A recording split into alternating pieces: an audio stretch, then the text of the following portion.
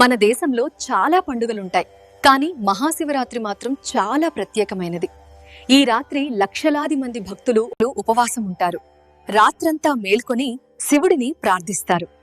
చాలా మంది ఒక విషయం అనుకుంటారు, మహాశివరాత్రి అంటే శివుడి పుట్టినరోజు అని. కానీ మహాశివరాత్రి వెనుక ఉన్న కథ చాలా గొప్పది. ఈ రోజు మనం తెలుసుకోబోతున్నాం. చాలా కాలం క్రితం దక్షుడు అనే రాజు ఉండేవాడు. అతనికి సతీ అనే కుమార్తె పుట్టింది. సతీ చిన్నప్పట్నుంచే శివుడిని ఎంతో ప్రేమించింది.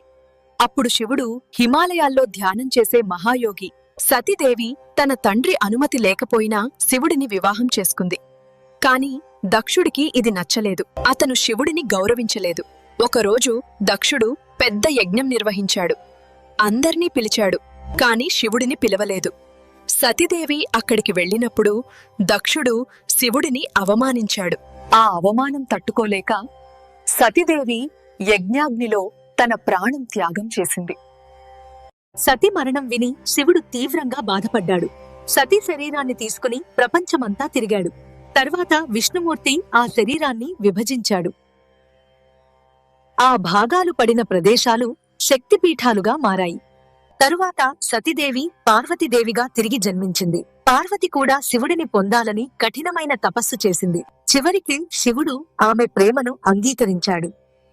ఇద్దరూ ఘనంగా వివాహం చేసుకున్నారు. ఈ పవిత్ర వివాహం జరిగిన రాత్రినే మహాశివరాత్రిగా జరుపుకుంటారు. ఈ రోజు భక్తులు ఉపవాసం ఉంటారు. శివుడు అంటే చైతన్యం, పార్వతి అంటే శక్తి.